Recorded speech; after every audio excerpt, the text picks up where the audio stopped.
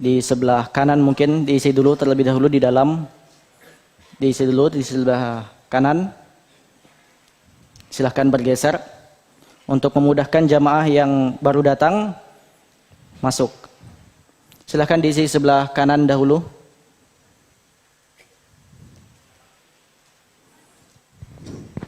Mengisi sebelah kanan masih kosong, masih banyak. Begitupun yang jamaah ummahat yang wanita agar mengisi, agar memberikan kesempatan bagi jamaah yang lainnya yang baru hadir. Ini masih kosong, silahkan bergeser ke kanan, memudahkan orang yang masuk. Geser ke kanan, sebelah kiri masjid.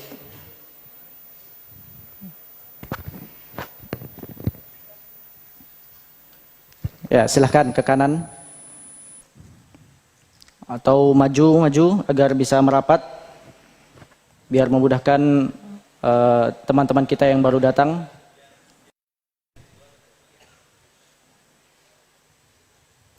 Ya, di depan pun masih kosong. Begitu juga kami ingatkan yang ummahat. Dan yang kedua kami ingatkan kepada jamaah sekalian agar menonaktifkan handphone ataupun barang elektronik lainnya, dan juga bagi jamaah yang membawa anak-anak agar selalu dipantau, selalu berada di sampingnya agar tidak mengganggu konsentrasi jamaah yang lainnya. Dan tidak pula kami lupa mengingatkan kepada jamaah sekalian agar fokus menyimak kajian daripada Al-Ustadz Firanda Andirja, dan juga tidak lupa untuk mencatat faedah-faedah yang beliau utarakan. Untuk itu kami persilahkan kepada Fadilatul Ustadz Firanda Andirja hafizahullahu taala, falyatafaddal mashkura ma'jura. Bismillahirrahmanirrahim. Assalamualaikum warahmatullahi wabarakatuh. Alhamdulillahi ala ihsani wa syukru lahu ala taufiqihi wa amtinani. Asyhadu an la ilaha illallah wahdahu la syarika lahu ta'ziman li sya'nih. Wa asyhadu anna Muhammadan abduhu wa rasuluh da'ila ridwanih. Allahumma salli alaihi wa ala alihi wa ashabihi wa ikhwanih. Hadirin dan hadirat yang dirahmati oleh Allah Subhanahu wa taala. Pada kesempatan yang bahagia ini kita melanjutkan pembahasan kita tentang aqidah Al-Imam Asy-Syafi'i rahimahullahu ta'ala. Ya. Sebelum kita membacakan kitab tersebut, kita sampaikan muqaddimah yang terakhir tentang sumber-sumber akidah Al-Imam Syafi'i rahimahullahu ta'ala. Perhatikan di layar ya, saya sudah tuliskan. Qadarullah tulisannya bahasa Arab ya. Muqaddimah ya. Masadir aqidat Al-Syafi'i rahimahullahu ta'ala.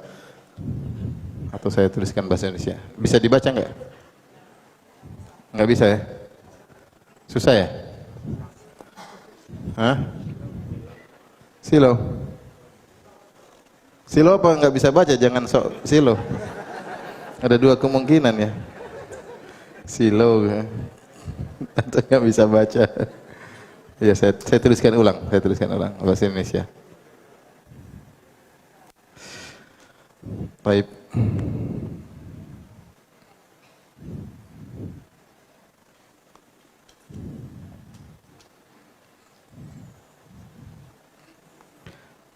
Baik, sumber akidah atau akidah Imam Syafi'i.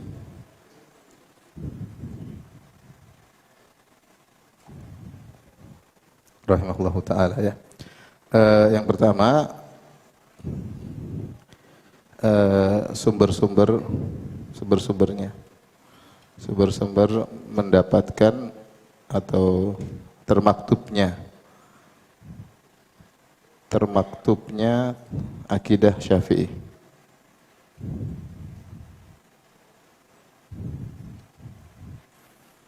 Rahimahullahu ta'ala. Maka ini ada dua model ya. Dua model. Yang pertama dari buku karya beliau langsung, dari kitab-kitab karya beliau. Dan ini ada dua buku, diantaranya kitab Al-Um. Kitab Al-Um, Kemudian juga ada kitab Ar-Risalah. Ar-Risalah. Sudah kita sebutkan bahwasanya adalah kitab yang ditulis terkait dengan fikih. Terkait dengan fikih. Ar-Risalah yaitu semacam kitab usul fikih. Semacam kitab usul fikih. Ar-Risalah beliau tulis karena permintaan Abdurrahman bin Mahdi rahimahullahu taala untuk membantah ahlul bidah, maka beliau minta Imam Syafi'i untuk menuliskan buku tersebut. Maka Imam Syafi'i tulis di Baghdad, kemudian buku tersebut diantarkan ke murid Abdurrahman bin Mahdi di Al-Basrah. Tapi bukunya isinya tentang kaidah-kaidah penting dalam belajar agama. Nah, meskipun kitab adalah kitab fikih, tetapi dalam kitab tersebut ada al-masail al-mushtarakah bainal fiqhi wal aqidah. Ada permasalahan-permasalahan dalam kitab meskipun itu pembahasan fikih tapi ada terkait dengan akidah. Misalnya dalam pembahasan janaiz, ahkamul janaiz, situ ada pembahasan terkait dengan apa? Akidah. Demikian juga ada pembahasan misalnya ahkamul riddah, tentang orang-orang yang murtad, maka ini juga ada pembahasan terkait dengan akidah. Oleh karenanya meskipun dia adalah kitab fikih, namun dia juga ada keterkaitan dengan masalah akidah. Demikian juga dalam Ar-Risalah ada pembahasan-pembahasan juga terkait dengan masalah akidah. Misalnya al-ihtijaj bi sunnah, berdalil dengan sunnah, dengan qaulus sahabi. Ini semua ada dalam kitab Ar-Risalah. Dari situlah kita bisa mencuplik perkataan-perkataan Al-Imam Syafi'i rahimahullahu taala yang terkait dengan akidah. Yang terkait dengan akidah. Kemudian yang model kedua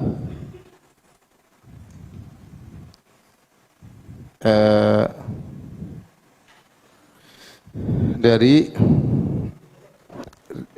selain kitab beliau, selain kitab-kitab beliau. Nah, ini ada beberapa model juga. Ini ada beberapa model. Yang pertama dari kitab-kitab akidah bersanad.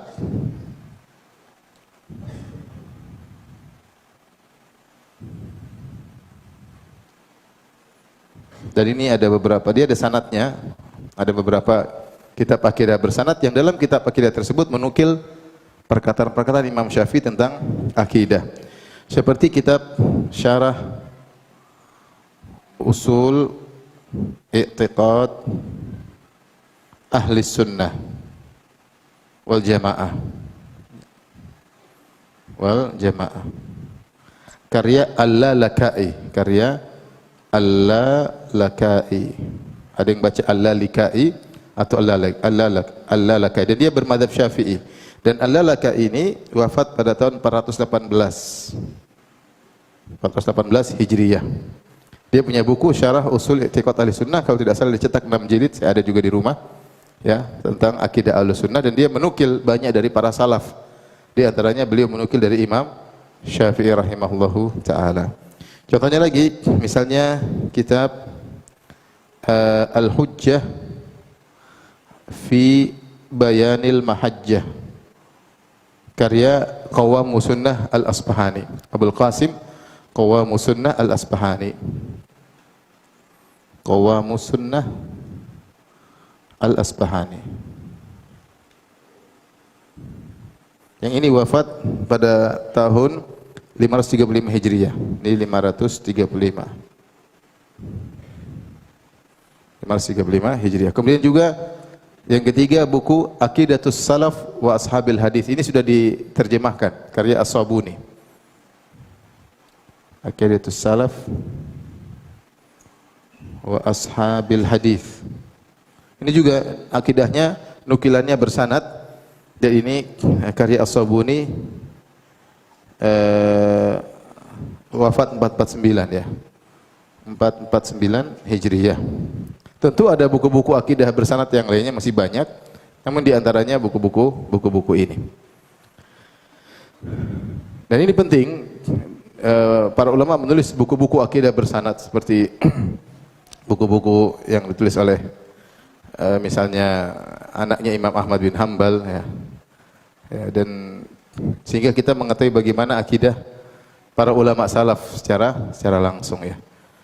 Karena orang sering berkata agama harus bersanad. Kita bilang iya, agama harus bersanad, apalagi masalah apa? Akidah. Jangan sampai seorang kemudian sibuk cari sorban bersanad ya. Padahal rawinya belum tentu sahih, belum tentu thiqah. Atau cara bersiwak bersanad, katanya cara siwak pertama begini belok. Sanadnya belum tentu apa? Sahih. Yang lebih penting adalah bagaimana akidah bersanad. Bahwasanya akidah kita kembali kepada para ulama salaf, kepada Imam Ahmad bin Hanbal, kepada Abu Hanifah, kepada Imam Malik, kepada Imam Syafi'i, kepada Al-Auza'i, kepada Sufyan ibn Uyainah, kepada Imam Al-Bukhari. Dan mereka punya buku-buku akidah. Kita tinggal baca buku akidah mereka seperti apa, sehingga kita tahu bahwasanya para salaf yang lebih ngerti tentang apa? Akidah. Ini penting. Akidah kita harus punya sanad tentang akidah. Kalau sanadnya tidak sahih kita enggak terima. Kita tidak terima. Baik. Di antaranya juga adalah diambil dari kutub Manaqib Syafi'i. Kitab-kitab Manaqib. Manaqib maksudnya tentang keutamaan-keutamaan Imam Syafi'i. Di sini ada dua kitab yang terkenal. Yang pertama adalah Manaqib Syafi'i karya Al-Baihaqi. Li Al-Baihaqi. Al-Baihaqi wafat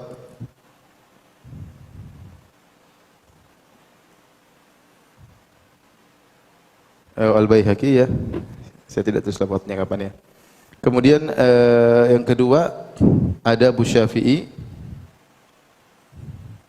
wa Manaqibuhu. Ini lebih dahulu daripada Al-Baihaqi, karya Ibnu Abi Hatim. Abi Hatim Ar-Razi, dan ini juga bermazhab Syafi'i, ini wafat 327 Hijriah, 327 Hijriah. Ini di antara buku-buku yang juga menukil akidah Imam Syafi'i.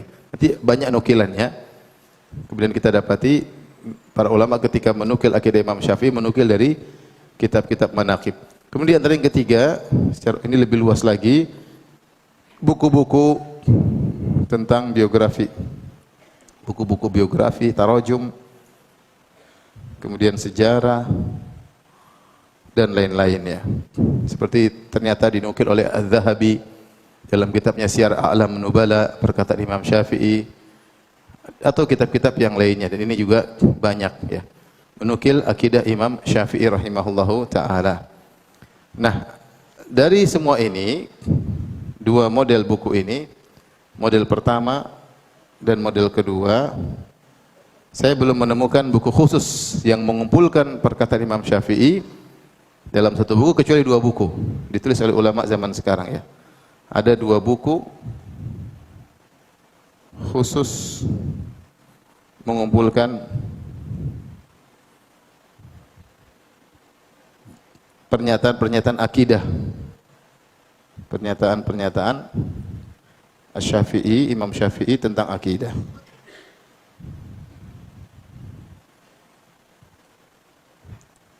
Yang pertama, buku yang pertama karya Dr. Al-Anqari hafizahullah taala ya.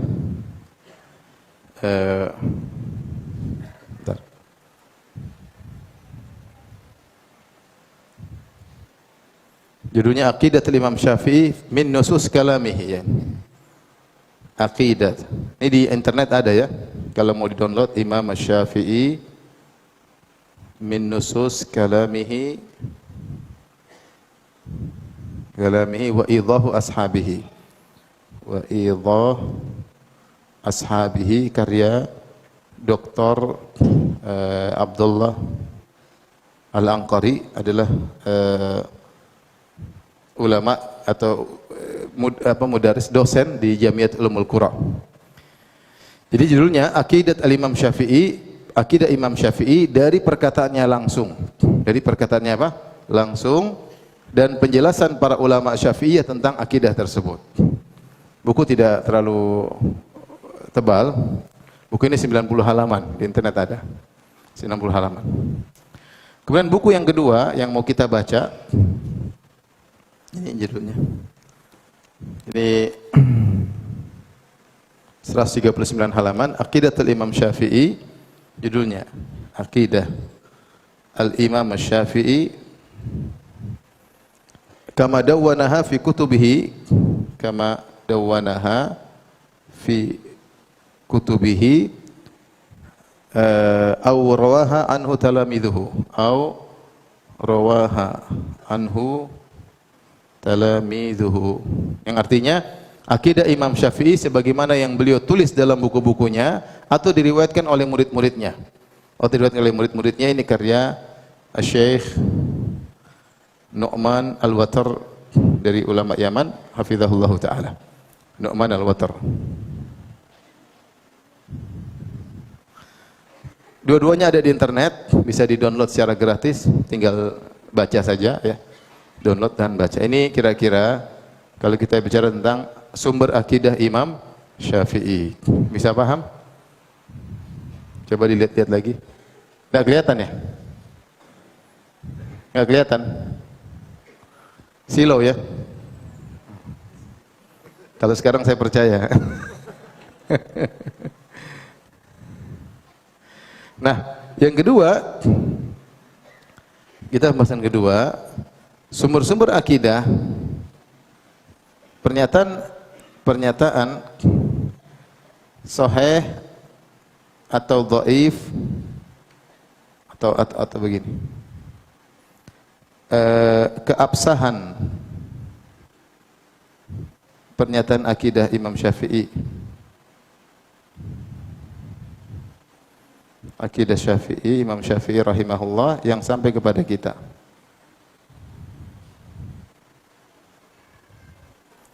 Ada pernyataan Imam Syafi'i tentang akidah sampai kepada dengan tiga model. Yang pertama dengan sanad yang sahih.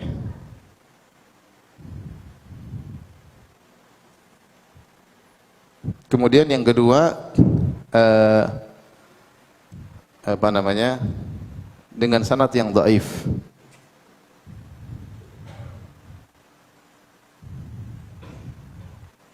Yang ketiga ada yang tanpa sanad.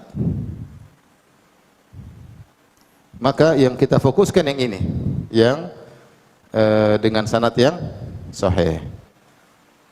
Ada pernyataan Imam Syafi'i yang tanpa sanad, dan itu juga ada beberapa terkait dengan akidah namun tanpa sanad.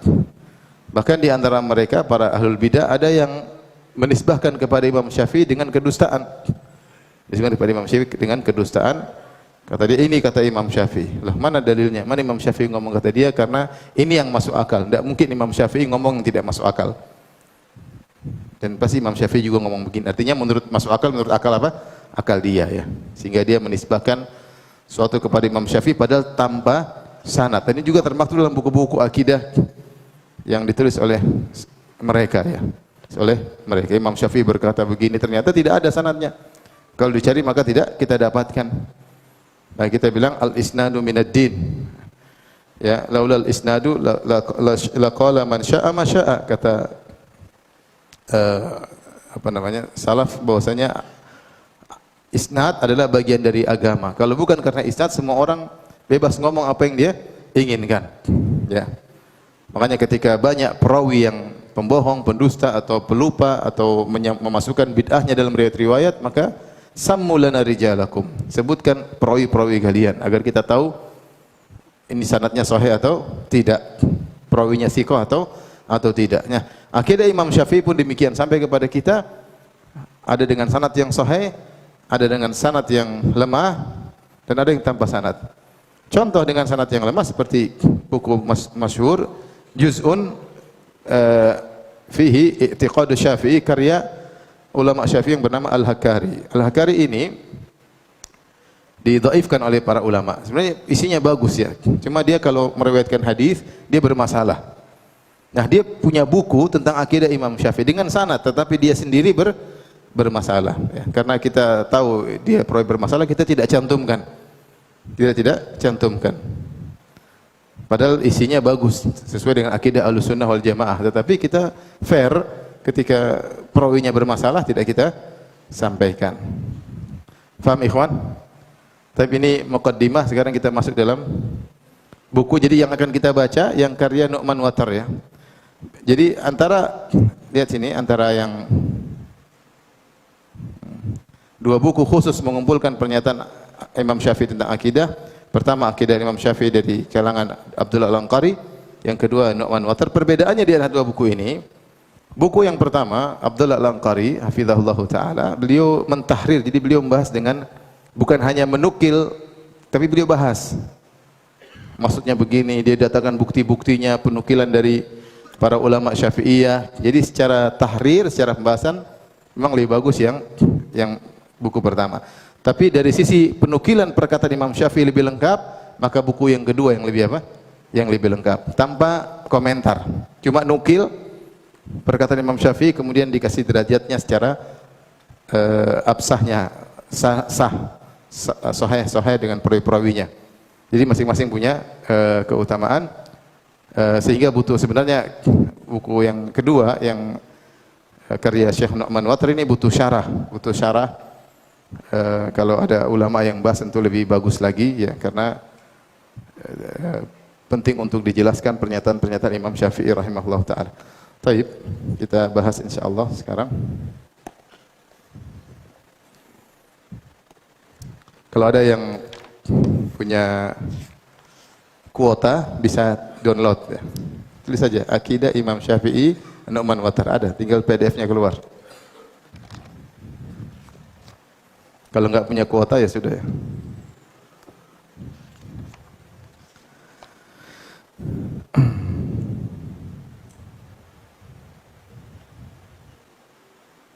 Sebentar.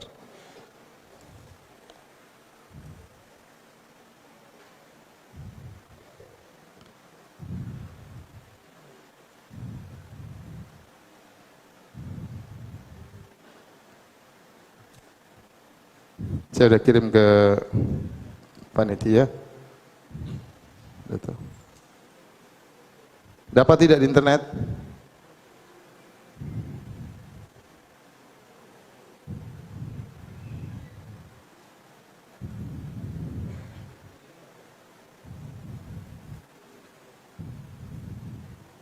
Atau Pak Windu coba masukkan ke Facebook atau ke YouTube. Baik, kita lanjutkan. Bagi yang sudah dapat silakan buka bab pertama.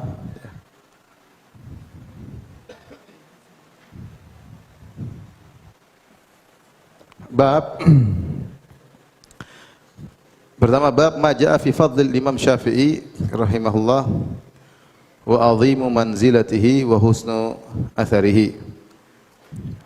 Bab tentang keutamaan Imam Syafi'i rahimahullah dan tingginya kedudukan beliau, dan juga bagaimana efek yang baik atau dampak yang baik sepeninggal beliau ya, atau dari beliau.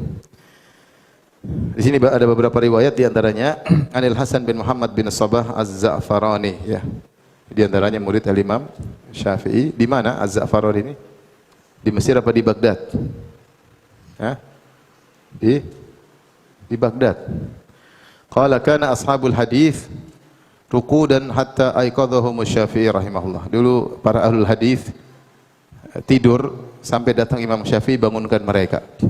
Sampai datang Imam Syafi'i bangunkan apa? Bangunkan mereka. Bahkan dalam sebagian perkataan di dalam buku satunya disebutkan dulu para fuqaha seperti tabib, para ahlul hadis seperti apoteker. Apoteker menyediakan obat, yang mengolah data untuk kasih resep siapa? Dokter ya. Ya, seperti itu. Artinya para ashabul hadis, para ahlul hadis ilmunya kurang secara fikih. Maka datang Imam Syafi'i menggabungkan keduanya. Dia dokter sekaligus apa? Apoteker ya. Dia ahli fikih dan juga ahli hadis. Maka jadilah para ahlul hadis pintar-pintar, canggih. Di antaranya Imam Ahmad bin Hanbal. Imam Ahmad bin Hanbal bukan cuma ahlul hadis, dia juga apa? Faqih. Dia juga apa? Faqih ya.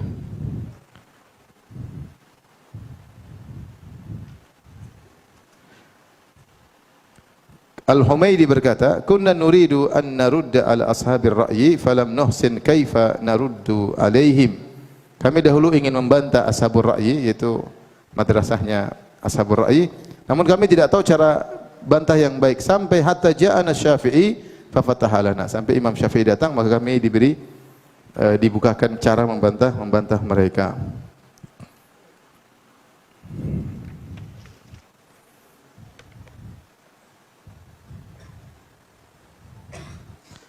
Lihat halaman 11, saya nukil-nukil sebagian aja ya.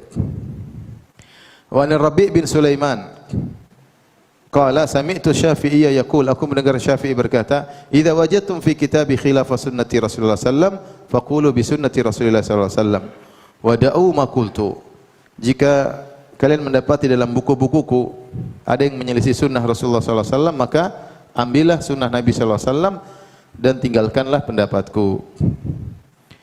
Imam Ahmad bin Hanbal berkata, ma ra'aitu atba'a lil athari minasy-Syafi'i. Aku tidak pernah melihat orang yang paling mengikuti sunnah Nabi seperti Imam Syafi'i. Oleh karenanya kita tidak mendapati Imam Syafi'i berbuat bid'ah, enggak ada. Enggak ada. Imam Syafi'i ngajarin bid'ah-bid'ah yang terjadi sekarang ini hampir enggak ada. Paling kalau disebut ada bid'ah-bid'ah ujungnya enggak sampai ke Syafi'i. Ujungnya enggak sampai ke Imam Syafi'i rahimahullahu taala. Bahkan sebagian masalah fikih Imam Syafi'i agak kencing. Contohnya masalah apakah boleh menyembelih berkorban atas nama mayat misalnya. Imam Syafi'i lebih cenderung pada pendapat tidak, karena tidak ada dalilnya. Karena tidak ada dalilnya. Ada beberapa masalah disebutkan karena tidak ada dalilnya. Kalau kita baca, kenapa? Karena tidak ada sunnah yang menjelaskan akan hal tersebut. Jadi beliau sangat berpegang teguh kepada sunnah. Ya. Saya sempat kumpulkan beberapa ya, bagaimana beliau berpegang teguh kepada sunnah. Kalau tidak salah di pembahasan di buku saya yang dulu ya tentang bid'ah hasanah ya, tentang bid'ah hasanah.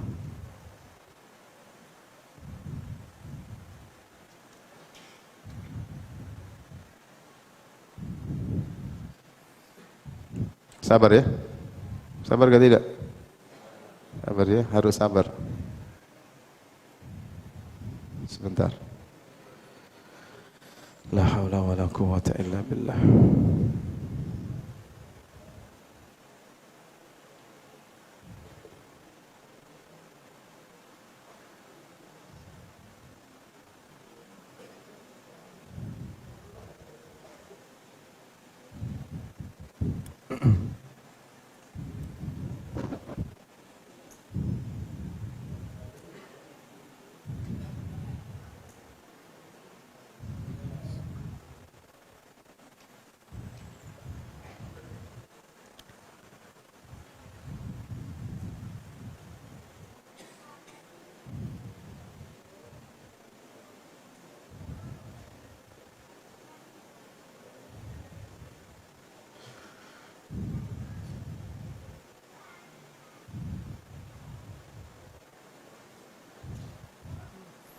Maksudnya contoh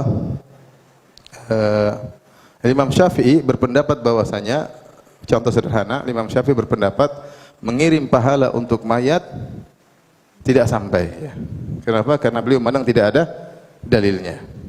Mengirim pahala baca Quran untuk mayat tidak sampai, dan beliau berkata yang bermanfaat bagi mayat cuma 3 adalah mendoakannya, menghajikannya, dan juga mengumrohkannya, bersedekah atas nama mayit. Kenapa beliau membatasi cuma 3? Karena itu yang ada apa? Dalilnya. Artinya beliau benar-benar berpegang teguh dengan asar.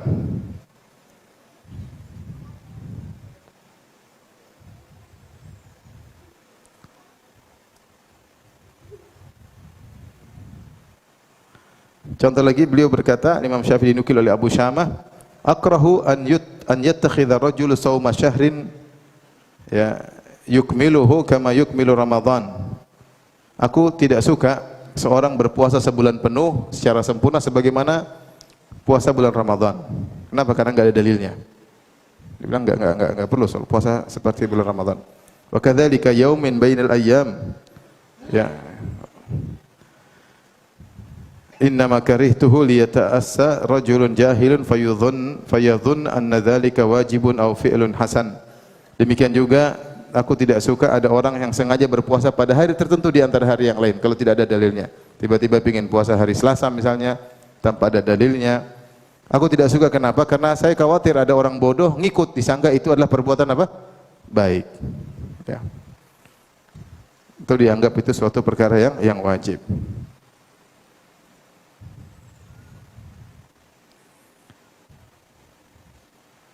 Beliau berkata juga ya, wa uhibbu dalam kitab wa uhibbu an yakhlasal imam an yakhlas ya, atau an yukhallisal imam al-khutbah bihamdillah wassalat ala rasulillah wal aidah wal qiraah wala yazidu ala dhalik. Aku ingin imam menyelesaikan khutbah Jumatnya dengan muji Allah, dengan salawat kepada Rasulullah, memberi wejangan, baca Quran dan tidak ditambah-tambah. Tidak ditambah-tambah. Ya, bahkan beliau, perhatikan ini sekedar saya sampaikan ya. Kenapa?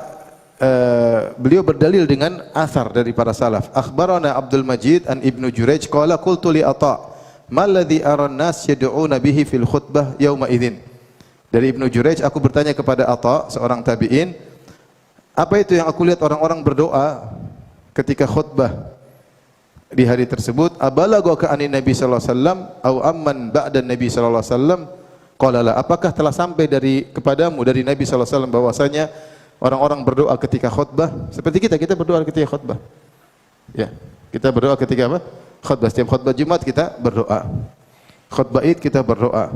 Au amman ba'da Nabi sallallahu alaihi wasallam, ataukah ada kalangan sahabat setelah Nabi yang berdoa ketika khutbah?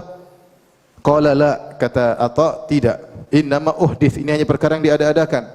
Innama kanatil khutbah tadzkiran. Khutbah itu hanya untuk memberi peringatan, bukan untuk apa? Doa. Paham? Qala Syafi'i fa in da'a li ahadin bi ainihi aw ala ahadin karihtu wa lam takun alaihi i'adah. Kalau dia mendoakan seseorang secara khusus dalam khutbahnya, mendoakan kebaikan atau keburukan, maka aku tidak suka hal tersebut. Namun dia tidak perlu mengulangi apa? Tidak perlu mengulangi khutbah. Maksud saya Imam Syafi'i berpendapat tidak pakai doa kalau khutbah.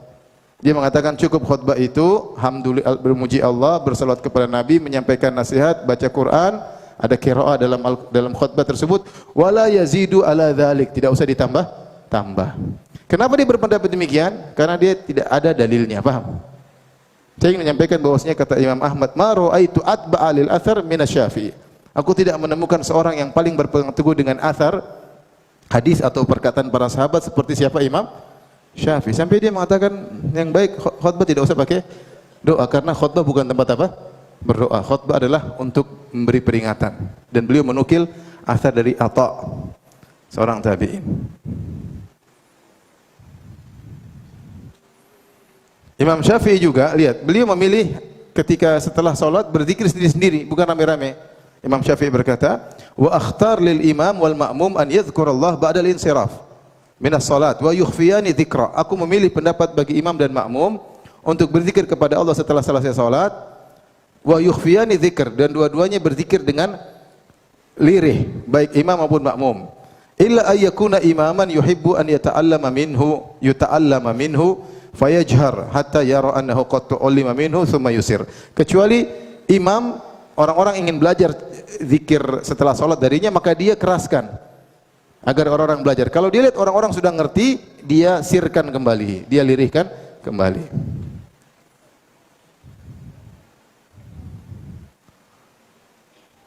Kenapa beliau berpendapat demikian? Karena riwayat. Kata beliau, wa ahsabuhu innama jahara qalilan liyata'allaman nas minhu. Karena ada riwayat-riwayat Nabi berzikir dengan suara keras. Kata Imam Syafi'i, menurut saya Nabi SAW ketika dalam riwayat berzikir dengan suara yang keras adalah agar untuk orang belajar dari beliau. Wa dzalika li anna 'amatar riwayat allati katabnaha ma'a hadza wa ghairiha laisa yudhkaru fiha ba'da taslim tahlil wala takbir. Kenapa? Karena kebanyakan riwayat yang sampai kepada kami tentang setelah salat tidak ada tahlil, tidak ada takbir. Wa qad yuzkar annahu dzakara ba'da salat bima wasaftu wa yuzkar insirafuhu bila dzikrin. Namun ada sebagian riwayat setelah salat beliau berzikir sedikit, dan disebutkan juga setelah salat beliau tidak ada zikir. Ini paling banyak datang kepada kami riwayat Rasulullah setelah salat tidak ada zikir yang diperdengarkan. Wa dzakarat Ummu Salamah muksahu wa lam yadhkur jahran wa ahsabuhu lam yamkuth illa liyadhkura dzikran ghairu jahrin. Dan Ummu Salamah menyebutkan Rasulullah SAW setelah salat beliau berdiam. Namun Ummu Salamah tidak menyebutkan Nabi berzikir dengan zikir yang keras. Maka menurutku tidaklah Nabi setelah salat berdiam sebentar kecuali untuk berzikir, tapi zikir yang tidak keras. Paham maksud saya? Atau saya ulangi lagi? Jadi Imam Syafi'i berpendapat setelah salat zikir pelan, tidak usah apa? Keras. Kenapa? Karena menurut dia riwayat datang yang banyak sampai kepada beliau rata-rata menyebutkan Nabi setelah salat, tidak ada disebutkan Nabi setelah itu apa? Zikir dengan keras-keras. Bahkan Ummu Salamah ketika meriwayatkan Nabi setelah salat duduk sebentar di tempat duduk salatnya, setelah salatnya Ummu Salamah radhiyallahu anha tidak menyebutkan Nabi berzikir dengan keras. Terus buat apa Nabi duduk sebentar? Tidak lain dia untuk berzikir, namun zikirnya tidak keras. Adapun hadis-hadis riwayat yang menunjukkan Nabi terkadang zikir keras adalah untuk mengajarkan kepada para sahabat. Paham maksud saya? Maksud saya Imam Syafi'i tidak sebebas-bebas ngomong. Boleh, boleh. Hukum asal boleh, kenapa tidak boleh? Kalau makan hukum asal boleh. Kalau ibadah hukum asal itu tidak demikian. Terikat dengan apa? Dalil. Ini semua perkataan Imam Syafi'i.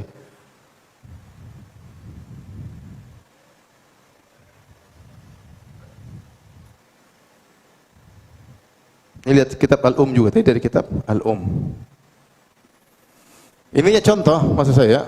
Kalau tidak salah juga tadi masalah nanti mungkin bisa dicek kembali, saya sudah baca lama tentang masalah menyembelih untuk mayat. Kalau kita apa namanya?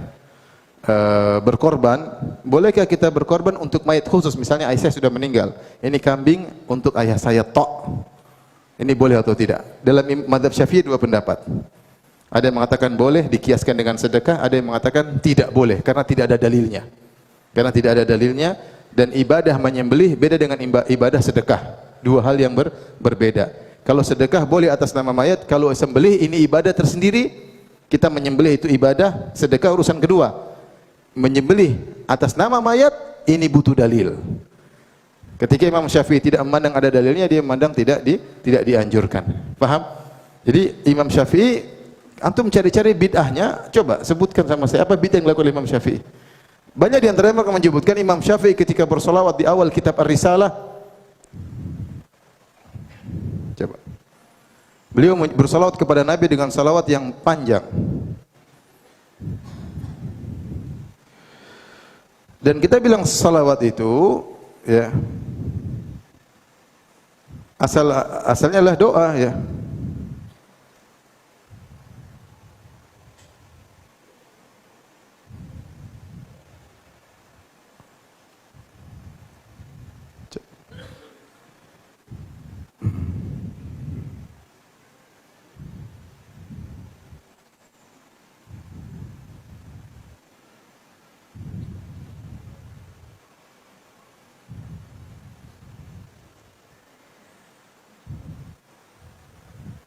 Saya lupa dalam salah satu kitabnya, apa risalah atau yang lainnya, beliau bersalawat kepada Nabi sallallahu alaihi wasallam dengan salawat yang indah, yang memang Nabi tidak pernah mengucapkan dengan salawat tersebut. Para sahabat juga tidak pernah mengucapkan dengan salawat tersebut. Kita bilang salawat itu hukum asalnya adalah doa, dan doa seorang boleh berdoa dengan doa apapun. Ya, makanya Imam Syafi'i dalam beberapa pendapatnya mengidekan sebaiknya doanya begini, sebaiknya doanya begini. Faham? Seperti doa kalau orang mau begini, doa untuk dia menganjurkan sebaiknya doa begini. Ternyata beliau mengumpulkan dari doa-doa dari para salaf, kemudian beliau rangkai. Karena doa hukum asalnya boleh kita berdoa dengan doa yang kita buat sendiri, apalagi dari para salaf. Demikian juga bersalawat. Orang bersalawat, Allahumma sholli ala habibina ala syafi'ina sayyidina Muhammad. Boleh enggak? Boleh aja. Enggak ada masalah. Alal mukhtar al mujtaba, boleh, ya.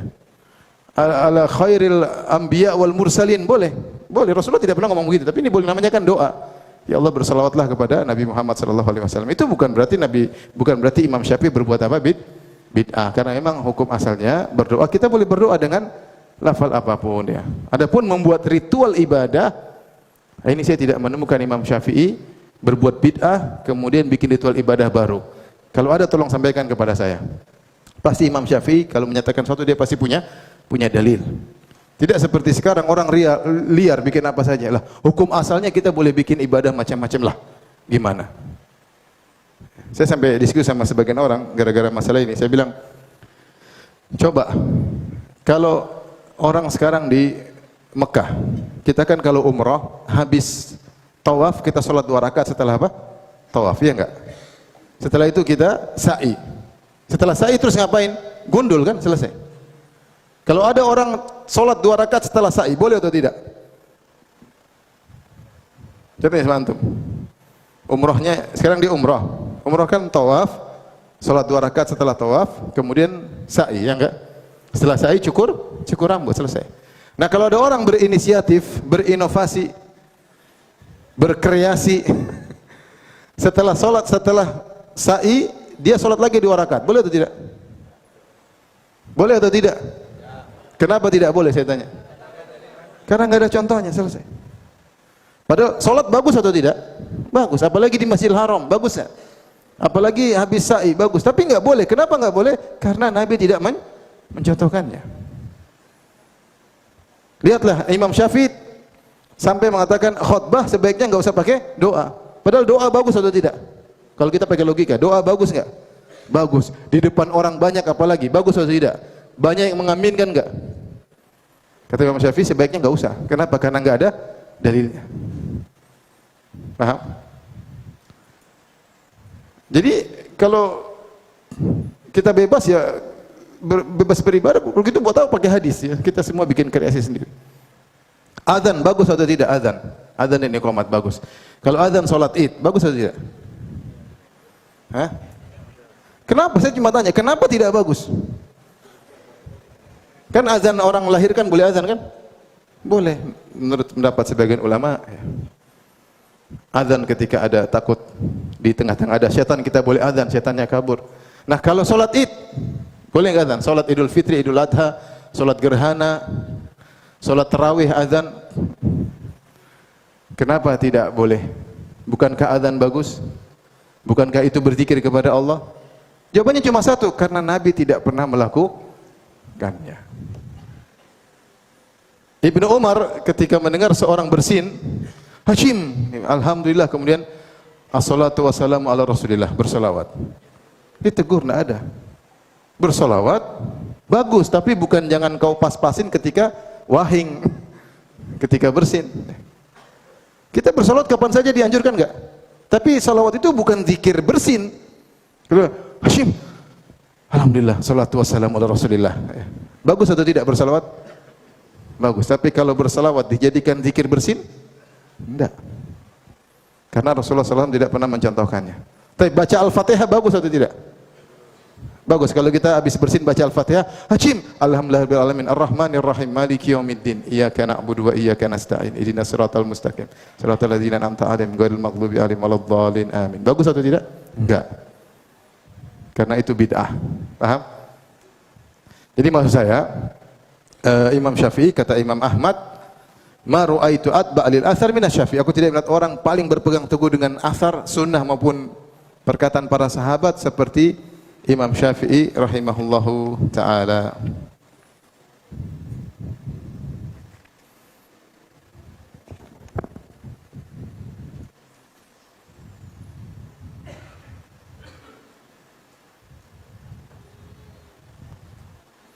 Saya bacakan perkataan Imam Ahmad bin Hanbal. Wa an Abi Ghalib Ali bin Ahmad bin Al-Azdi anil Imam Ahmad annahu su'ila an Muhammad bin Idris Syafi'i. Imam Ahmad pernah ditanya tentang Imam Syafi'i. Qala Ahmad, dia memuji Imam Syafi'i. Dia berkata, laqad manna Allahu alaina bihi. Laqad kunna ta'allamna kalamal qaum. Sungguh Allah telah memberi karunia kepada kami. Kami dahulu belajar perkataan para ulama, wa katabna kutubahum, dan kami menulis perkataan para fuqaha, para ahli hadis. Hatta qadima alaina Syafi'i, sampai Imam Syafi'i datang kepada kami, maksudnya di Baghdad. Falamma sami'na kalamahu alimnahu annahu a'lamu min ghairihi. Tatkala kami dengar penjelasan Syafi'i, kami tahu dia adalah orang yang paling cerdas, paling berilmu daripada yang lainnya. Wa qad jalasnahul ayyam wal layaliya fama ra'ayna minhu illa kulla khairin. Kami telah bermujalasah, belajar kepada Imam Syafi'i berhari-hari, bermalam-malam, dan kami tidak melihat dari beliau kecuali kebaikan. Qala Abu Ghalib, sang perawi, berkata, ketika Imam Ahmad memuji Imam Syafi'i, ada yang nyeletuk. Faqala lahu rajulun, ada yang berkata, ya Aba Abdullah, fa inna Yahya bin Ma'in wa Aba Ubaid la yardayanihi. Wahai Ahmad, wahai Imam Ahmad, sungguhnya dua ulama yang lain, Yahya bin Ma'in dan Abu Ubaid, tidak suka dengan Imam Syafi'i. Yakni fi nisbati iyyahu ila tasyayyu'. Mereka mengatakan Imam Syafi'i terpengaruh dengan tasyayyu', dengan Syiah. Tasyayyu' di sini maksudnya mendahulukan Utsman, mendahulukan Ali daripada Utsman, bukan Syiah model sekarang ya. Maksudnya tasyayyu' itu artinya mendahulukan Ali daripada siapa? Utsman. Bukan mengkafirkan Utsman. Kalau Syiah zaman sekarang Utsman dikafirkan ya. Tasyayyu' muncul di awal itu mendahulukan Ali daripada siapa? Utsman. Artinya Ali lebih afdal daripada Utsman. Kalau kita Ahlus Sunnah, Utsman lebih afdal daripada Ali bin Abi Thalib radhiyallahu anhu, dan kedua-duanya adalah orang-orang di jalan surga, dan kedua-duanya adalah kerabat Nabi sallallahu alaihi wasallam. Utsman mantunya Nabi sallallahu alaihi wasallam, Ali juga mantunya Nabi sallallahu alaihi wasallam, sekaligus sepupunya Nabi sallallahu alaihi wasallam. Maka orang ini nyeletuk, wahai Abu Abdullah, wahai Imam Ahmad, sungguhnya dua ulama ini tidak suka karena mereka melihat Imam Syafi'i terpengaruh dengan tasyayyu'. Ahmad berkata, Imam Ahmad berkata rahimahullah, ma ara ma yakulani. Menurutku pendapat mereka berdua tidak benar, menuduh bahwasanya Imam Syafi'i terpengaruh dengan tasyayyu'. Wallahi ma ra'ayna minhu illa khairan. Demi Allah aku tidak melihat dari Syafi'i kecuali kebaikan. Wala sami'na illa khairan, dan aku tidak mendengar dari beliau kecuali kebaikan. Tsumma qala Ahmad liman haulahu, kemudian Imam Ahmad berkata kepada orang-orang yang hadir di sekelilingnya, i'lamu rahimakumullah, ketahuilah semoga Allah merahmati kalian. Anna rajula min ahli ilmi idza manahahu Allahu syai'an minal ilmi wa haramahu qurana'ahu wa ashkalahu hasaduhu. Sungguhnya seorang, dia bicara pembicaraan umum. Sungguhnya seorang kalau Allah beri anugerah kepadanya tentang suatu ilmu dan teman-teman sejawatnya yang selevel dengan dia tidak mendapatkan ilmu tersebut, maka teman-temannya ini akan hasad kepada dia. Dia memiliki suatu ilmu yang tidak mereka miliki. Faramahu bima laisa fihi, maka mereka akan menuduh dia dengan sesuatu yang tidak dia lakukan. Wa bi'satil khaslah fi ahli ilm, dan ini adalah perangai yang sangat buruk bagi penuntut ilmu, bagi para ulama yang hasad satu dengan yang lainnya. Dan itu terjadi bahkan di kalangan para ulama, di kalangan para asatidzah, di kalangan para penuntut ilmu, sampai ulama ada yang menulis buku judulnya Tahasudul Ulama, hasad di kalangan para ulama ya. Imam Ibn Taimiyah juga telah menyebutkan bahwasanya hasad di antara ahli ilm juga terjadi sebagaimana hasad di antara ahli amwal. Para pemilik harta saling hasad, para pemilik ilmu juga terkadang saling hasad di antara mereka. Seharusnya tidak demikian. Seharusnya tidak demikian, karena sebagaimana dikatakan al ilmu rahimun baina ahlihi. Bahwasanya ilmu itu adalah rahim bagi seluruh penuntut ilmu. Harusnya saling kasih sayang menyayangi. Seakan-akan ilmu adalah rahim induk dari seluruh penuntut ilmu, karena mereka bermuara kepada rahim yang sama. Harusnya mereka saling menyambung silaturahmi, harusnya saling sayang menyayangi, bukan hasad menghasati di antara mereka. Tapi Imam Ahmad menyampaikan, demikianlah Imam Syafi'i dihasati oleh sebagian yang lain. Jadi di antaranya kita sudah sampaikan tadi malam, ketika beliau dihasati oleh seorang ulama Malikiyah ya di Mesir, yang kemudian berdoa kepada Allah, dan doa itu sampai kepada Imam Syafi'i. Dia berdoa, Allahumma amit Syafi'i, ya Allah wafatkanlah Syafi'i. Fa innaka illam tumithu indarasa madhhabu Malik. Ya Allah wafatkanlah Syafi'i. Kalau engkau tidak wafatkan Syafi'i, maka mazhab Imam Malik akan sirna. Dia enggak suka sama Imam Syafi'i. Baik. Di antara hal yang menarik, lihat halaman berikutnya. Wa qadima Abu Ismail At-Tirmidzi Naisabur. Abu Ismail At-Tirmidzi datang ke kota Naisabur.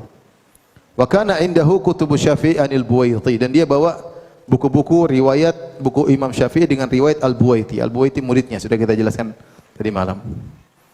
Maka di Naisabur ada namanya Ishaq bin Rahawai, seorang ulama. Kemudian Ishaq bin Rahawai pun datang menemui Abu Ismail. Dia berkata, li ilaika hajah, saya punya keperluan kepada engkau. Allah tuhadditha bi kutubi Syafi'i ma dumta bi Naisabur. Saya berharap kau tidak usah menyampaikan isi buku Imam Syafi'i selama kau di Naisabur, ya. Nanti kau pergi ya terserah, di Naisabur enggak perlu. Ya, kata Ishaq bin Rahawai. Fa ajabahu ila dzalik. Maka Abu Ismail pun memenuhi permohonan Ishaq. Kemudian falam yuhaddits bi hatta kharaja, maka dia tidak pernah menyampaikan buku Imam Syafi'i, dia tidak pernah sebarkan ilmunya Imam Syafi'i di Naisabur sampai dia keluar dari kota Naisabur. Kenapa? Kata Al-Baihaqi mengomentari kisah ini. Beliau berkata, "Arada Ishaq ma'a idhami mahallihi minal ilm an yartafi ismuhu fima wudi'a minal kutub fil fiqh duna Syafi'i." Ishaq bin Rahawai ma'idhami mahli minal ilmi, padahal ilmunya yang luar biasa. Ishaq seorang ulama besar. Dia ingin nama dia terangkat dengan buku-buku yang dia tulis di Naisabur. Maka dia bilang jangan baca buku lain, buku saya aja yang dibaca. Ya. Tentang fikih. Bukan bukunya Syafi'i yang terkenal di Naisabur. Dia ingin buku dia yang terkenal di Naisabur.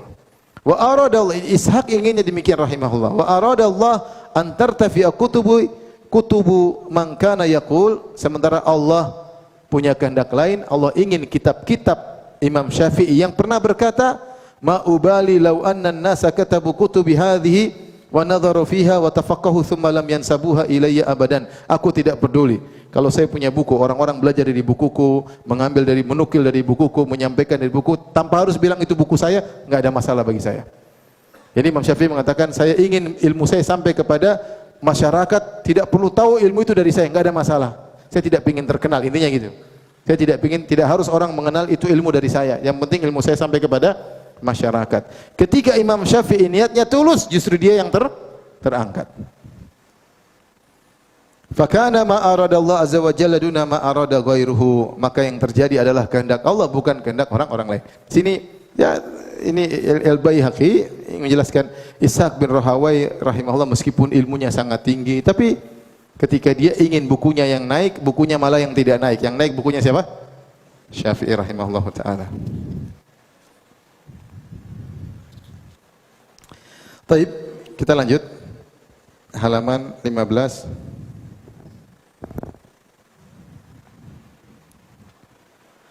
Masih kuat atau mau minum air putih dulu sebentar? Masih kuat? Masih.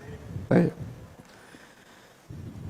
Atau ada yang bertanya mungkin biar enggak hang? Ada yang bertanya? Antum enggak bertanya sudah dari kemarin kan? Ada yang bertanya? 1 2 pertanyaan? Ya, silakan.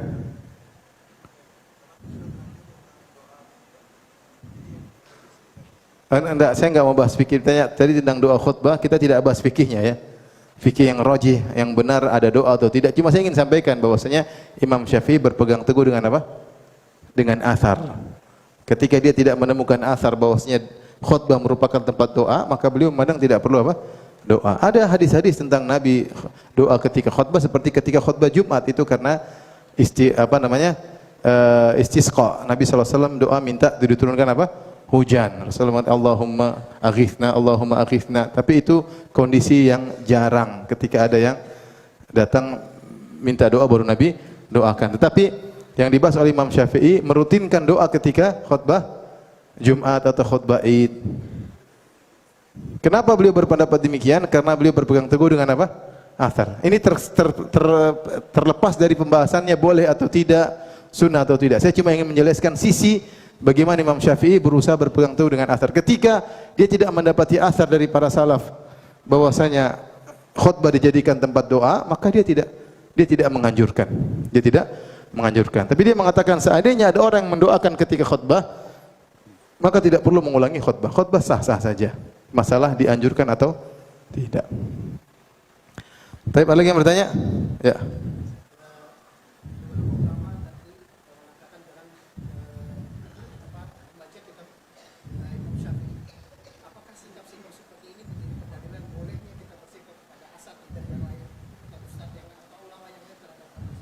Maksudnya tidak boleh membaca?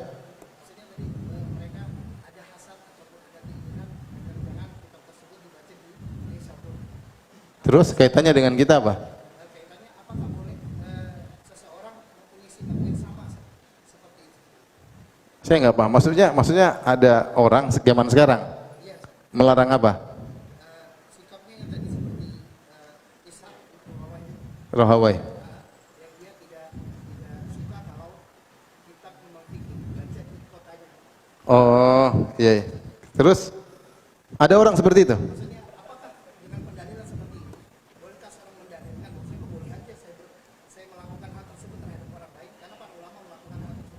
Oh, karena melarang. Saya melarang sebagaimana Ishak melarang.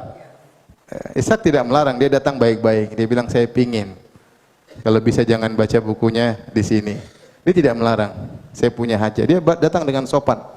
Ya, mungkin dia punya pandangan lain. Mungkin kalau kita husnudzon, dia pingin cari pahala. Dia pingin bukunya sampai dulu agar dia. Ini kan pendapat Baihaqi yang mengatakan Ishak ingin bukunya naik. Tapi kalau kita punya pandangan lain, mungkin kita husnudzon kepada Imam Ishak bin Rahawai.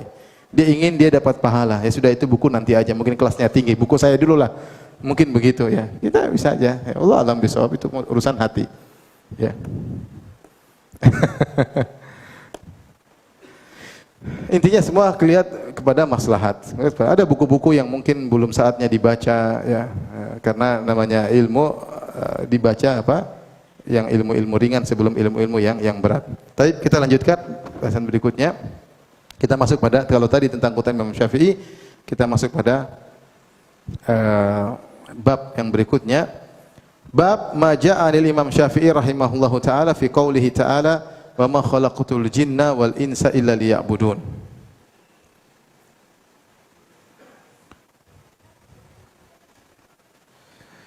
Bab yang datang dari Imam Syafi'i, ini pembabannya yang bikin adalah Syekh Nu'man Watar ya. Beliau mengumpulkan perkataan Imam Syafi'i, kemudian beliau berusaha membuat bab-bab judul yang terkait dengan nukilan-nukilan dari pernyataan Imam Syafi'i. Paham ya? Jadi yang bikin babnya siapa? Penulis ya. Tentang perkataan Imam Syafi'i terhadap firman Allah, wa ma khalaqtul jinna wal insa illa liya'budun. Tidaklah kuciptakan jin dan manusia kecuali untuk beribadah kepadaku. Apa kata Imam Syafi'i mengomentari ayat ini? Qala rahimahullahu taala, qala Allah tabaraka wa taala, Allah berfirman, "Wa ma khalaqtul jinna wal insa illa liya'budun." Tidaklah kuciptakan jin dan manusia kecuali untuk beribadah kepadaku. Ai khalaqallahu al-khalqa li ibadatihi.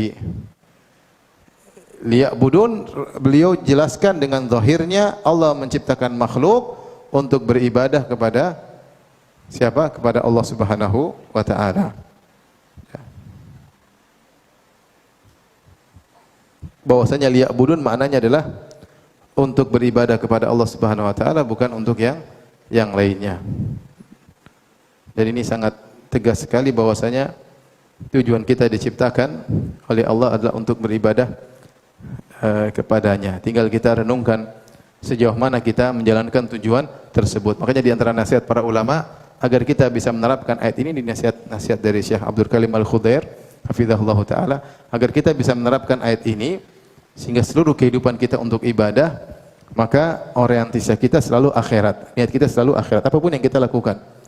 Ingat perkataan Mu'adz bin Jabal, inni la ahtasibu naumati kama ahtasibu qaumati, yang kita nukilkan tadi malam.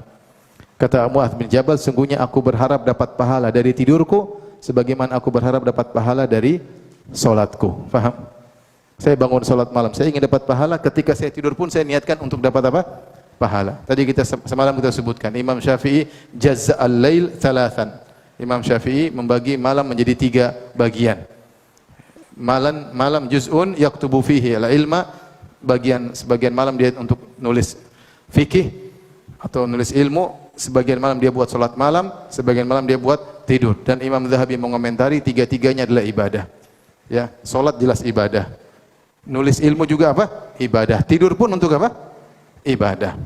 Nah, dari min khilal hadza, dari hal ini maka kita berusaha dalam setiap tindakan kita cari pahala agar kita benar-benar bisa menjalankan ayat ini. Wa ma khalaqtul jinna wal insa illa liya'budun. Tidaklah kuciptakan jin dan manusia kecuali untuk beribadah kepadaku. Maksud saya, jadikanlah setiap detik-detik yang kita lewati semuanya ibadah. Ketika kita kerja, kita niatkan saya ingin berjihad mencari nafkah buat anak, istri, ya. Kita ngobrol dengan teman, kita niatkan saya ingin menyenangkan hatinya, karena tabassumuka fi wajhi akhika shadaqah, senyum di depan wajah saudaramu adalah apa? Sedekah. Ketika ngobrol sama istri, juga kita ingin menyenangkan apa? Hatinya. Sementara senantiasa orientasi kita adalah akhirat, maka semuanya bernilai pahala. Tapi kalau kita melakukannya tanpa ada niat, maka tidak ada pahala. Makanya Rasulullah SAW mengatakan lasta tunfiqu nafaqatan tabtaghi biha wajh Allah. Tidaklah kau berinfak apapun dengan mengharap wajah Allah, harus ada niat. illa ujirta alaihi, kecuali kau dapat pahala. Sampai suapan yang kau masukkan dalam mulut istrimu. Ya. Seorang melakukan apa sih? Sampai dia berhubungan dengan istrinya, dia niatkan dengan banyak niat. Ya. Dia niatkan dengan banyak niat. Di antaranya menyenangkan istri, di antaranya ingin punya anak yang saleh, di antaranya untuk menundukkan pandangan, ya. Di antaranya untuk menunaikan hak jasad, ya. Banyak ya, para ulama sebutkan. Ya. Yang ini semua tidak bisa dilakukan oleh jomblo, ya. Ya, makanya Rasulullah SAW mengatakan fi buti ahadikum sadaqah wa fi buti ahadikum sadaqah. Kata Allah, nisa'ukum harthul lakum fa'tu harthakum anna syi'tum wa qaddimu li anfusikum. Lihat tafsir ayat itu. Wanita-wanita kalian adalah sawal hadang kalian, maka datangilah sawal, bercocok tanamlah ke sawal hadang kalian, wa qaddimu li anfusikum, dan berbuat baiklah untuk diri kalian. Sebagian ulama menafsirkan berbuatlah kebaikan bagi diri kalian tatkala berhubungan dengan istri kalian. Bahwasanya berhubungan istri itu bisa mendatangkan apa? Pahala. Seperti tadi kita niatkan yang banyak, niat menjaga kemaluan kita, niat menjaga pandangan kita, niat menjaga kemaluan istri, niat menjaga pandangan istri, niat agar bisa punya anak yang saleh, niat untuk menunaikan hak jasad, ya. Dan macam-macam kita niatkan, maka semua berpahala sampai pada perkara yang seperti itu. Maksud saya, ingat Allah ciptakan kita untuk apa? Beribadah. Jadi jangan kita batasi ibadah di sini saja dengan ibadah yang mahdhah atau ibadah salat, baca Quran. Itu terlalu sempit. Kita ingin dapat pahala dalam segala kegiatan kita. Ingat perkataan Mu'adz bin Jabal, ahtas fa inni ahtasibu naumati kama ahtasibu qaumati. Aku juga ingin dapat pahala dengan tidurku sebagaimana aku ingin dapat pahala dengan salat malamku, ya. Paham? Jadi kemana-mana kita niatkan, kita bersafar ke sana, bersafar kemari. Kalau enggak kita rugi. Kalau antum kerja pergi pagi pulang sore, ternyata antum tidak niatkan ibadah, ya hanya perkara biasa saja. Tidak akan berubah menjadi bernilai pahala kecuali dengan niat. Kata Allah, kata Nabi sallallahu alaihi wasallam, innamal a'malu binniyat. Hidup cuma sebentar, umur tinggal sedikit. Apalagi yang rambutnya sudah putih semua, ya. Kita enggak tahu kapan dipanggil oleh Allah Subhanahu wa taala. Baik, kita lanjutkan bab berikutnya.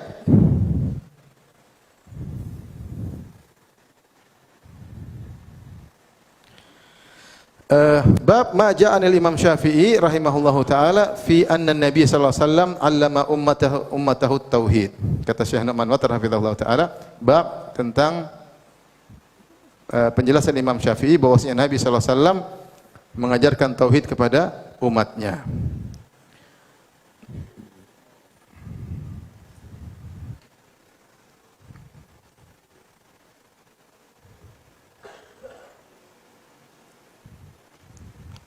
Tapi saya bacakan.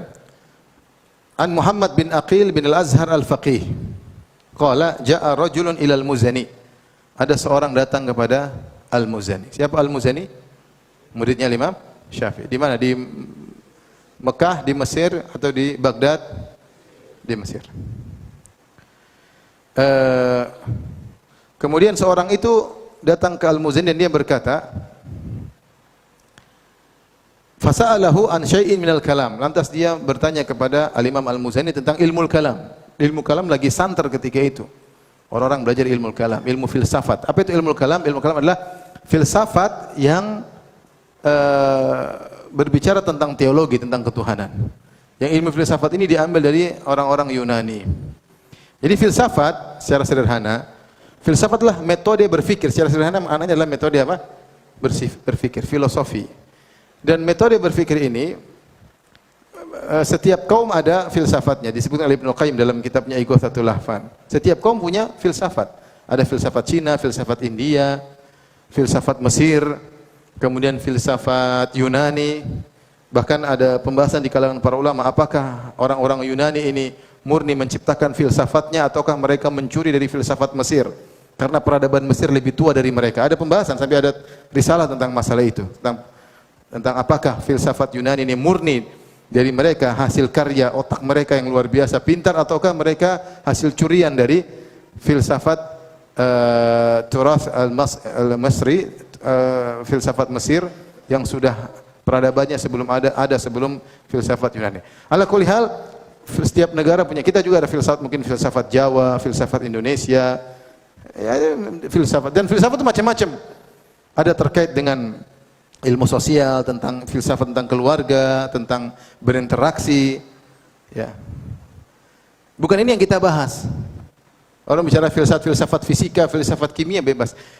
Tinggal kita cek benar atau tidak. Yang jadi masalah ketika berbicara tentang teologi, tentang ketuhanan. Jadi ulama-ulama Yunani seperti Socrates, kemudian Plato, Aristoteles dan Plotinus, mereka ternyata tidak hanya berbicara tentang sosiologi ya, tetapi mereka berbicara juga tentang teologi yang disebut dengan ma wara'al alam, yaitu filsafat tentang di balik alam semesta ini. Ada namanya kausa prima atau al-illah al-ula atau al-illah al-fa'ilah dan macam-macam. Ada suatu di balik alam semesta ini yang mengkreat, yang membuat alam ini. Nah, mereka berbicara tentang sifat kreator ini, tentang kausa prima ini. Ketika mereka berbicara suatu hal yang gaib, tentu pasti ngawur. Pasti apa? Ngawur. Kalau mereka bicara tentang sosiologi, bolehlah. Sosiologi berdasarkan pengalaman, tentang biologi, tentang fisika, tentang kimia, oke lah. Tapi ketika mereka berbicara tentang metafisika atau suatu di balik alam semesta ini, tentang kausa prima, tentang asal muasal alam, maka ini mereka sering ngawurnya. Namun pendapat-pendapat mereka itu tertuangkan dalam buku-buku yang diterjemahkan dalam bahasa Arab, terutama di zaman Khalifah Al-Ma'mun. Kemudian orang-orang Islam membaca buku tersebut. Sudah diterjemahkan sebelumnya, tapi giat-giat benar-benar diterjemahkan ketika di zaman Khalifah Al-Ma'mun. Sehingga banyak kaum muslimin yang kaget atau kagum dengan perkataan mereka.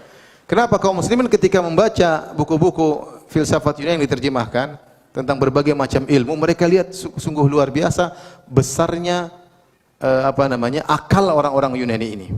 Sehingga mereka menerima seakan-akan mereka ini orang sudah di atas, canggih, semuanya pintar. Nah, ketika orang-orang Yunani juga bahas masalah ketuhanan, akhirnya mereka juga ambil pembahasan tersebut. Sehingga orang-orang Yunani pun mengatakan, Tuhan harus begini, syarat Tuhan harus begini, 1, 2, 3, 4. Inilah yang diambil oleh orang-orang ahlul kalam. Mereka mengatakan dengan ini disebut dengan qat'iyat aqliyat, yaitu perkara yang absolut, tidak bisa ditolak. Sehingga mereka berusaha memahami Tuhan bukan dengan Al-Quran dan Sunnah. Jadi secara sederhana, apa itu ilmu kalam? Ilmu kalam adalah berusaha memahami tentang Tuhan tidak lewat Al-Quran dan Sunnah, tapi murni pakai logika. Itu namanya ilmu apa? Ilmu kalam. Yang dasar-dasar ilmunya tersebut diambil dari Yunani. Dan kalau antum baca ya perkataan Yunani, antum akan dapati syarat-syarat Tuhan 1, 2, 3, 4. Mereka sebutin Tuhan harus begini, Tuhan harus begini, Tuhan harus begini, Tuhan harus begini. Yang syarat-syarat ini diambil oleh Jahmiyah, Mu'tazilah, termasuk Asy'ariyah, adalah suatu kepastian kebenaran yang pasti absolut, bukan yang relatif. Ketika mereka anggap ini suatu kesatuan yang absolut, kepastian yang absolut, kebenaran yang absolut, seperti 1 tambah 1 sama dengan 2, maka semua ayat-ayat Al-Quran yang menyelisihi kebenaran-kebenaran absolut ini harus ditakwil, karena ini tidak bisa dirubah-rubah. Ini pasti benar. Ini pasti benar ngambil dari mana? Dari Yunani, paham? Susah, antum kurang paham ya? Mau ditulis biar paham ya?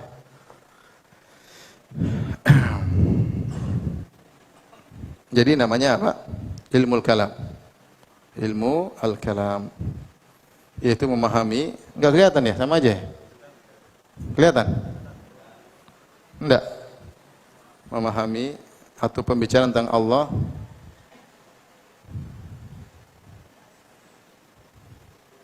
pembicaraan tentang Tuhan disebut dengan teologi,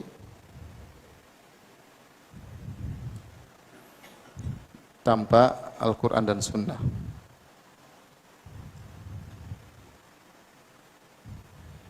Tapi metode berpikir murni metode akal atau berpikir. Nah, inilah yang Metode ini mereka diambil dari yang dasar-dasarnya, dasar-dasar ilmu kalam, diambil dari filsafat Yunani, para filsuf Yunan.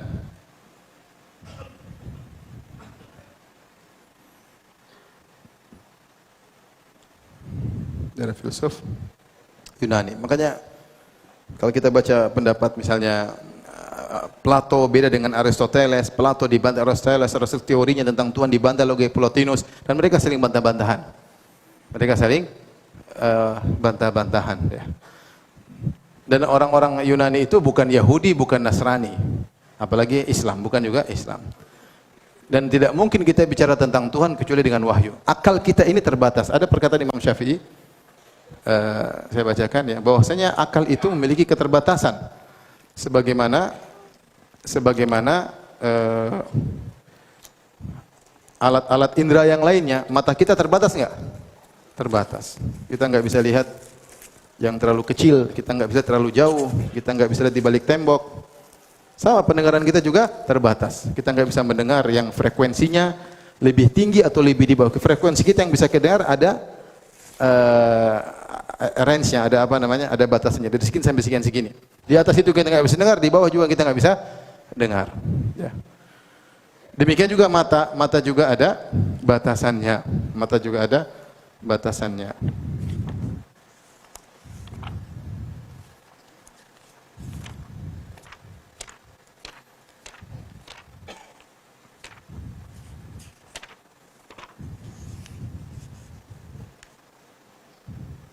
Kata Imam Syafi'i rahimahullah dalam kitabnya, ada dinukil oleh Ibnu Abi Hatim dalam kitabnya Adabus Syafi'i wa Manaqibuhu, inna lil aqli haddan yantahi ilaihi. Sungguhnya akal itu punya batasan yang dia tidak bisa melebihinya.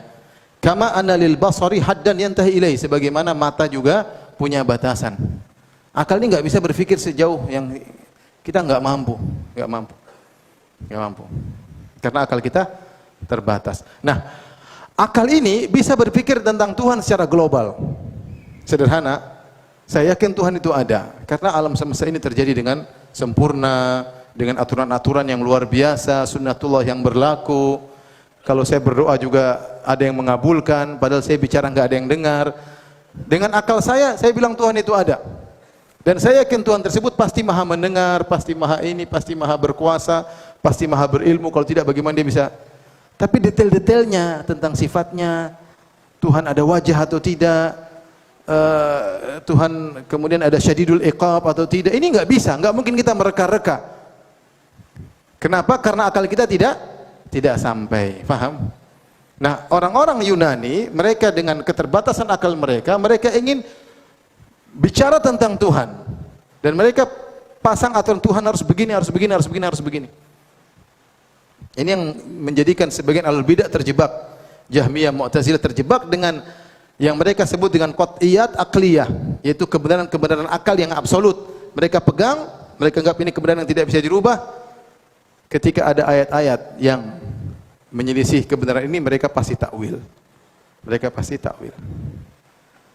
Contoh, mereka meyakini bahwasanya secara absolut Tuhan itu tidak boleh berarah misalnya. Tuhan tidak boleh di arah tertentu, Tuhan tidak boleh ditunjuk. Mereka punya keyakinan ini dari mana mereka ambil? Dari orang-orang Yunani. Ini ada pembahasannya khusus, tapi saya tidak bahas sekarang ya. Ketika mereka meyakini hal tersebut, maka semua dalil yang mengatakan Allah di atas mereka harus apa? Takwil. Paham? Karena ada kebenaran absolut yang mereka anggap 1 tambah 1 sama dengan apa? 2. Kalau tidak begitu tidak bisa. Tuhan harus begini. Tuhan harus begini. Nah, akhirnya mereka belajar tentang agama melalui ilmu kalam. Taib. Ini sekedar sedikit tentang ilmu kalam. Kita lanjutkan. Ada seorang datang kepada Al-Muzani. Al-Muzani murid Imam Syafi'i. Fasalu an syai'in minal kalam. Dia bertanya tentang ilmu kalam, ilmu mantiq. Faqala ini akrahu hadza. Kata Al-Muzani, aku benci ilmu ini. Bal anha anhu, bahkan aku melarang kalian belajar ilmu seperti ini. Kama naha anhu Syafi'i, karena Syafi'i rahimahullah melarang orang belajar ilmu apa? kalam. Dan pendapat Imam Syafi'i sangat banyak ya. Kalau kita menukil juga banyak ya. Imam Syafi'i mengatakan hukumanku bagi orang yang belajar ilmu kalam dipukul pakai pelepah korma. Baik. Kemudian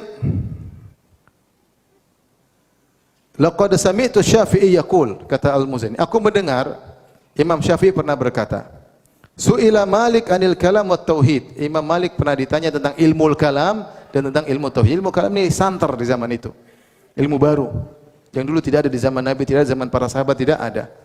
Orang baca buku-buku ilmu kalam berusaha mengenal Tuhan bukan dengan Al-Quran dan Sunnah. Ada metode berfikir yang mereka ambil dari Yunani. Kemudian Imam Syafi'i berkata, Imam Malik pernah ditanya tentang ilmu kalam dan tauhid. Faqala Malik.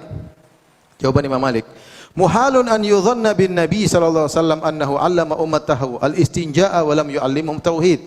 Mustahil Nabi dipersangkakan kepada Nabi bahwasanya Nabi sallallahu alaihi wasallam mengajarkan umatnya tentang istinja, adab buang air besar, adab masuk WC keluar WC. Lantas Nabi tidak mengajarkan tauhid. Mustahil, Nabi pasti ngajarin tauhid. Wa tauhid maqala Nabi sallallahu alaihi wasallam. Dan tauhid itu begini loh, artinya dia ingin menyampaikan Imam Malik, kalau ilmu kalam itu penting pasti Nabi ajarkan, paham? Kalau kamu tidak bisa mengenal Tuhan kecuali dengan ilmu kalam, pasti Nabi ajarkan ilmu kalam. Wong Nabi aja ngajarkan cara apa? Istinja, adab istinja, ada buang hajat, ada berhubungan dengan istri. Rasulullah ajarkan bagaimana ilmu kalam yang menurut kalian sangat penting, yang itu berisi kebenaran-kebenaran absolut yang bukan relatif tapi pasti, yang kalian tidak bisa mengenal Tuhan kecuali dengan cara ini, masa Nabi tidak ajarkan? Maka Imam Malik mengatakan Nabi pasti mengajarkan tauhid. Kalau Nabi mengajarkan, Nabi pasti mengajarkan akidah. Kalau Nabi ajarkan adab istinja, Nabi pasti ajarkan tauhid. Dan tauhid itu adalah bukan ilmu kalam, kata Imam Malik. At-tauhid maqalahun Nabi sallallahu alaihi wasallam. Tauhid adalah apa yang diucapkan oleh Nabi sallallahu alaihi wasallam, umirtu an uqatilan nasa hatta yaqulu la ilaha illallah. Aku diperintahkan untuk memerangi manusia sampai mereka berkata la ilaha illallah. Fa in qaluha asamu minni dima'uhum. Atau apa namanya? Ya, kalau asamu minni dima'ahum. Kalau mereka mengucapkan la ilaha illallah, maka darah mereka terjaga dan harta mereka terjaga illa bihaqqiha, kecuali dengan haknya. Wa hisabum 'ala Allahi azza wa jalla, dan hisab mereka kembali kepada Allah. Fama usima bihi damu wal malu fahuwa haqiqatut tauhid. Maka segala perkara yang menjadikan harta dan darah haram ditumpahkan, itulah tauhid. Bukan ilmu kalam tapi apa? Tauhid. Jadi perhatikan, Al-Muzani ditanya tentang ilmu kalam. Al-Muzani berkata, aku mendengar Syafi'i berkata. Imam Syafi'i menukil dari Imam Malik. Imam Malik, guruku, pernah ditanya tentang ilmu kalam. Dia bilang tidak ada ilmu kalam, yang ada cuma ilmu apa?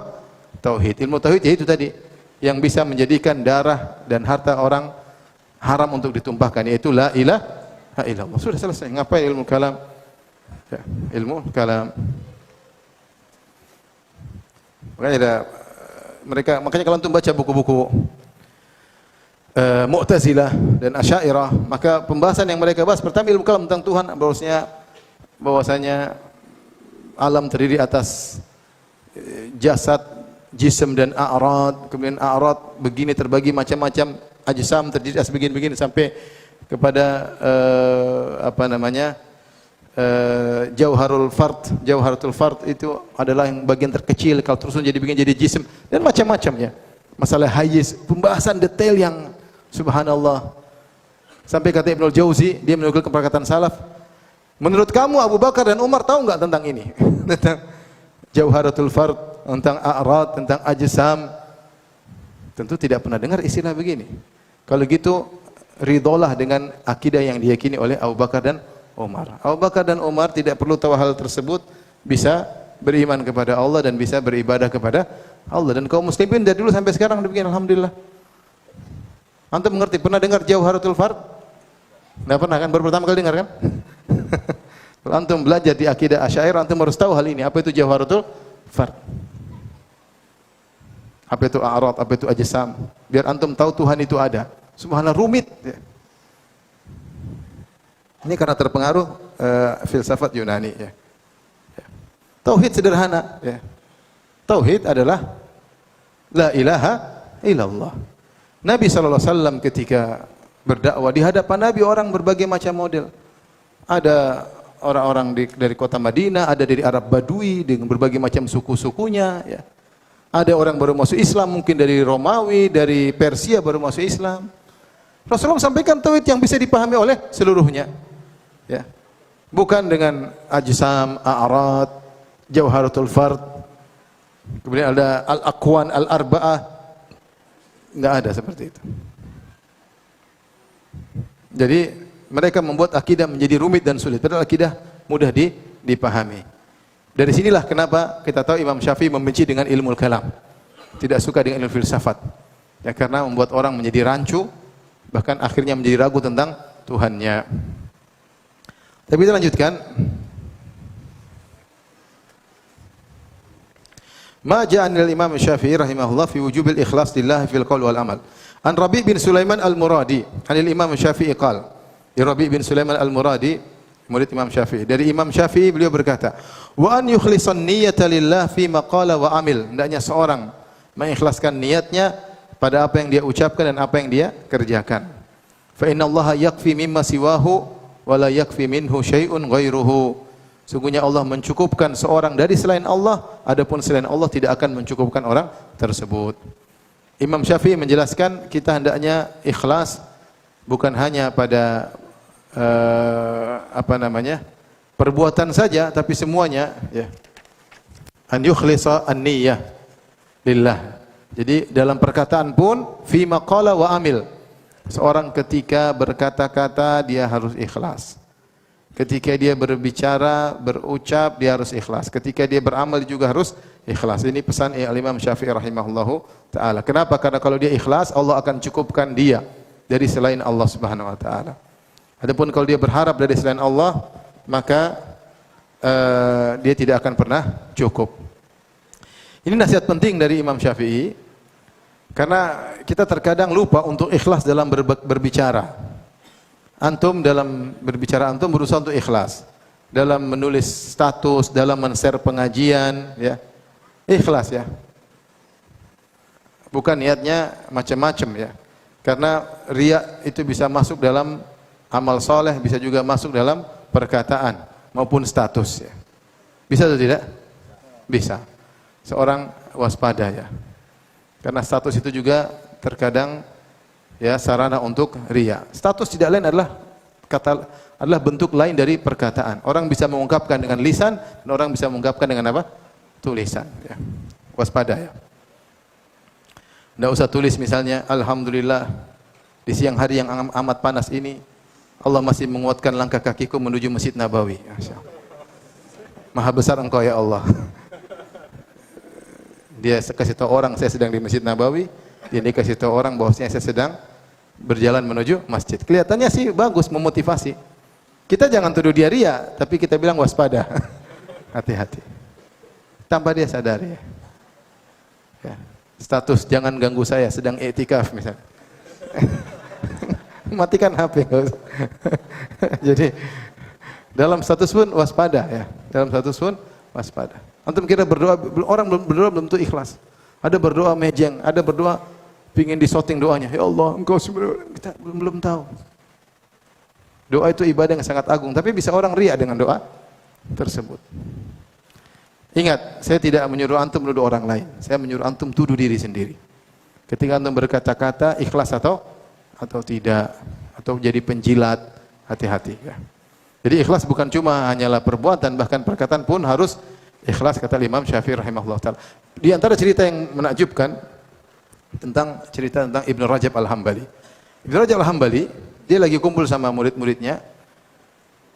Maka dia menyampaikan materi yang luar biasa. Murid-muridnya kagum, dia tafsil, perinci dan macam-macam. Kemudian dia diundang di majelis pejabat, majelis amir atau majelis pejabat. Berkumpullah dia dengan para fuqaha, para ahli fikih yang lainnya. Maka sang amir atau sang pejabat tersebut menyampaikan satu permasalahan yang baru saja dia bahas di hadapan apa? Murid-muridnya. Dan murid-muridnya telah mendengar jawabannya dengan jawaban yang terperinci yang luar biasa. Ketika dilemparkan permasalahan tersebut di hadapan para fuqaha, semua mulai bicara. Tapi Ibnu Rajab Al-Hambali tidak bicara. Dia tidak ngomong, dia diam aja. Dia tidak menunjukkan bahwasanya dia tahu, dia diam aja. Murid-muridnya melihat hal tersebut. Ketika keluar dari majelis, muridnya bertanya, "Wahai guru, kenapa engkau tadi tidak jawab? Kita baru bahas tadi."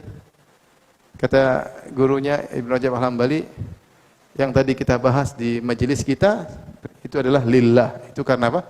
Allah. Di depan Amir, wallahu alam. Wallahu alam. Intinya bagaimana para ulama, mereka ketika berbicara mereka pun waspada. Niatnya sudah benar atau tidak. Karena pembicaraan pun bisa masuk riya di dalamnya. Dan wasiat saya untuk saya pribadi, sering berdoa, ya, doa agar kita ikhlas, ya. Doa yang diajarkan Nabi sallallahu alaihi wasallam, ya.